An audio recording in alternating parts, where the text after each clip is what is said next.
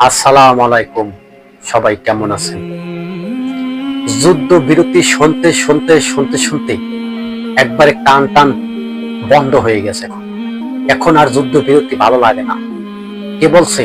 Iran. America বারবার যুদ্ধ বিরতি লঙ্ঘন করছে। ভাবুন তো একবার, শুধু একবার যুদ্ধ বিরতি লঙ্ঘন করে নেয়, কয়েকশো বার আমেরিকা যুদ্ধবিরতি, ইসরায়েল যুদ্ধবিরতি লঙ্ঘন করে ফেলছে। তবে ইরানের ধৈর্যের বাঁধ ভেঙে খান খান হয়ে গেছে। ইসরায়েল বারবার ইরানের উপরে ভয়ঙ্কর ভয়ঙ্কর হামলা চালাইছে। আমেরিকা যুদ্ধবিরতি করছে, ভয়াবহ হামলা চালাইয়া চলে আসছে। তারপরে বলছে কি জানেন, আসুন আমরা আবার টেবিলে বসি, আমরা বৈঠক করি, যুদ্ধ যাতে না হয়। এরকমের তিলে তিলে তিলে তিলে এই ইরানকে আমেরিকা শেষ করবে। লিখে রাখেন, এখনো যদি ইরান না বুঝে আর কখন বুঝবে?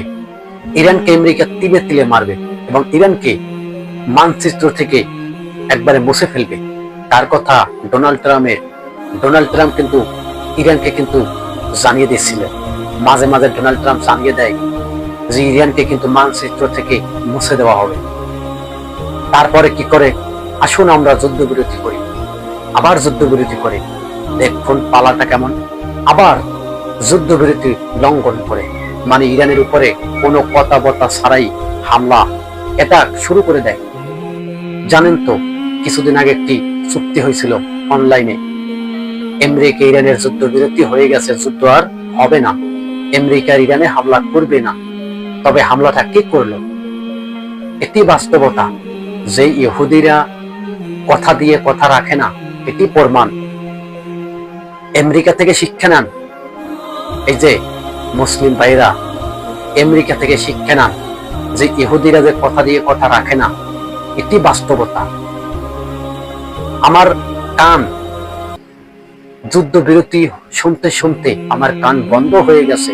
আমার কানে এখন আর শুনে না সে যুদ্ধবিরতি আমার মনে বোঝে না যে যুদ্ধবিরতি আসলে এটি বাস্তবতা।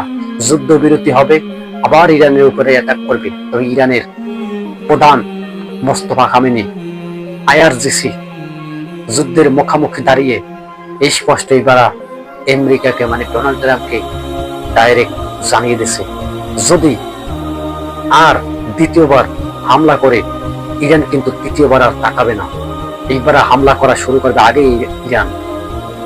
ভাবুন তো কি রকমের যুদ্ধের জন্য প্রস্তুত নেছে ইরান। ইরানের মতো একটা রাষ্ট্রের সাথে আমেরিকা যুদ্ধ করে পারতেছে না, তারা অনেক আগে থেকে অর্জন করেছে। ওসমান হাদি একটা কথা বলছিল না, যে বাঁচতে হইলে অস্ত্র তৈরি করুন। এখন সারা বিশ্ব শুধু অস্ত্রের প্রতিযোগিতা করছে, যাতে যুদ্ধের ময়দান থেকে হারতে না হয়। যুদ্ধ কেউ পরাজয় হোক কেউই চায় না, ইহুদিরাও চায় না, মুসলিমরাও চায় না। কিভাবে মীমাংসন হবে? এই যে শুনে আইছি যে ইরানের উপরে হামলা করতেছে, ইরান যদি পারমাণবিক বোমা তৈরি না করতে পারে, কিন্তু এখন দেখছি ঘটনা আর একদিকে বসছে।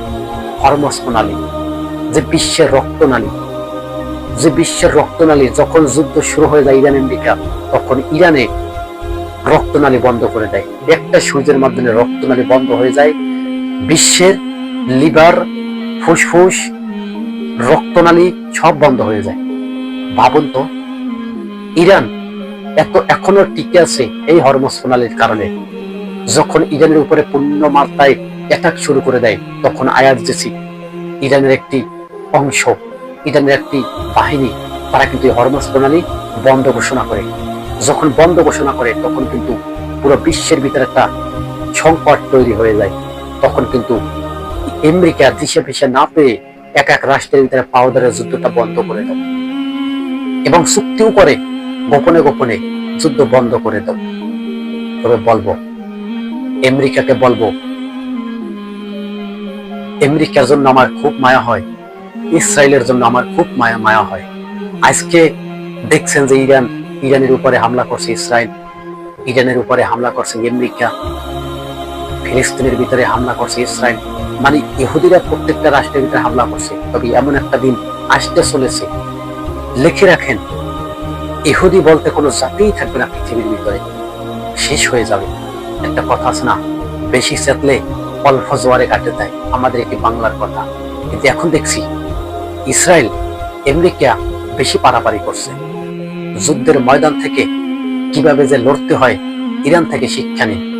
ইরান থেকে আমরা শিক্ষা নিয়েছি যে ইহুদিরা কথা দিয়ে কথা রাখে না। ইসরায়েলের প্রধানমন্ত্রী নেতানিয়াহু যুদ্ধবিরতি সে মানে না, স্পষ্ট ঘোষণা দিয়ে দিচ্ছে।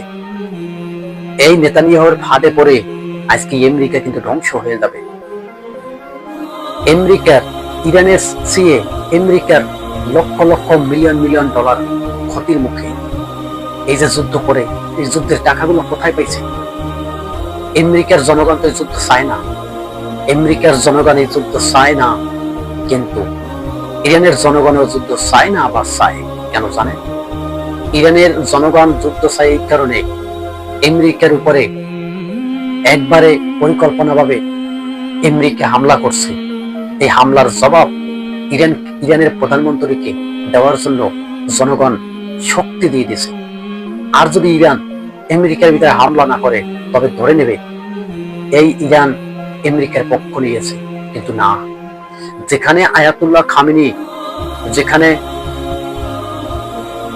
85 বছরের এক বুড়ো যুদ্ধের ময়দানে যুদ্ধ করে শাহাদাত বরণ করেছে, এই মোস্তফা খামেনি কি এত তাড়াতাড়ি যুদ্ধের ময়দান থেকে সরে যাবে?